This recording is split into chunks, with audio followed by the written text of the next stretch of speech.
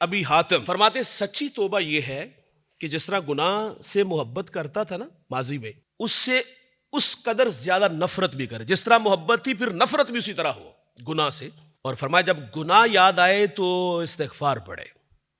لیکن ہم لوگوں نے تو اپنے پاس یادیں سنبھال کے رکھی ہے نا ماضی کی، اور یہ سوشل میڈیا پہ آپ دیکھتے ہو، ایک طرف اس کا لباس، اس کے ہاتھ میں گٹار، شراب کی بوتل اور وہ بےہودہ سی وضاقتہ، اور دوسری طرف سفید جامہ، سر پہ امامہ، داڑھی کا نور، ہاتھ میں تسبیح اور جھکی ہوئی آنکھیں، برستے ہوئے آنسو۔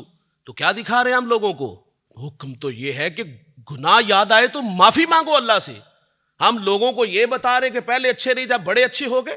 آگ لگاؤ ایسی یادوں کو جس کو ہم نے سنبھال کے رکھا ہے۔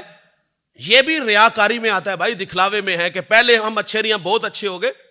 تقویٰ تو یہ ہے کہ عمل کرو تو ڈرو نا۔ تو ایسے ترغیب نہیں پیدا ہوتی، بس تمہاری وضاقت ایسی۔ ہمارے استاد فرمائے دور سے آ رہے اور لوگ دیکھ کے پہچان جائے کہ وہ دیکھو محمد عربی کا غلام آ رہا ہے۔ یہ کافی نہیں کہ گٹار دکھا کے ہم لوگوں کو قریب کریں گے، شراب کی بوتل دکھا کے قریب کریں گے۔ تو سچی توبہ یہ ہے گناہ سے نفرت اس طرح کرے جس طرح گناہ سے محبت کرتا تھا۔ گناہ یاد آئے تو اللہ سے معذرت چاہے۔ حکیم لقمان اپنے بیٹے کو نصیحت کرتے، بیٹا توبہ میں تاخیر نہ کرنا، موت اچانک آ جاتی ہے۔ ہنستے بستے گھر اجڑتے نہیں دیکھے، شہنائیاں بج رہی تھی، صفے ماتم بچھ گئی۔ خیریت سے گھر سے بیٹے کو رخصت کیا، آدھے گھنٹے بعد خبر آ گئی کہ روڈ ایکسیڈنٹ میں بیٹا مارا گیا۔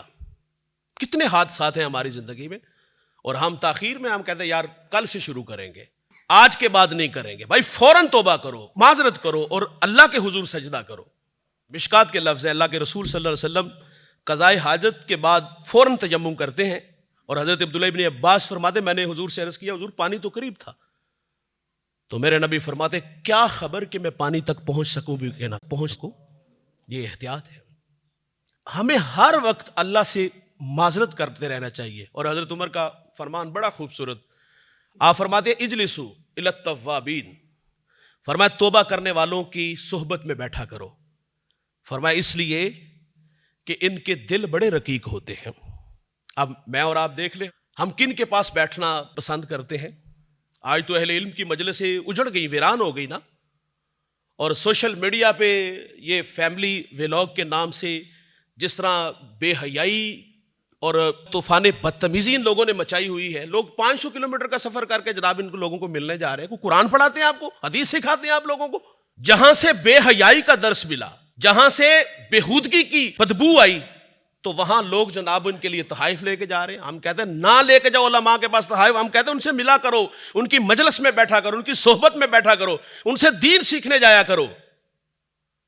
جن کے پاس بیٹھنے سے دل نرم ہونے تھے ہم نے وہ مجالس چھوڑ دی، اور جہاں جانے سے اللہ ناراض ہوتا ہے، جو بےہودگی کا درس دیتے ہیں، جو بے حیائی کی راہوں پہ ہے۔ آئیڈیل آج ہمارے جوانوں کے یہ بن گئے، ایک تصویر بنوانے کے لیے یہ جناب ان کے پیچھے پیچھے ہے۔ بیٹھنا تو ان لوگوں کے صحبت میں تھا جو قرآن سکھانے والے تھے، حدیث سکھانے والے تھے۔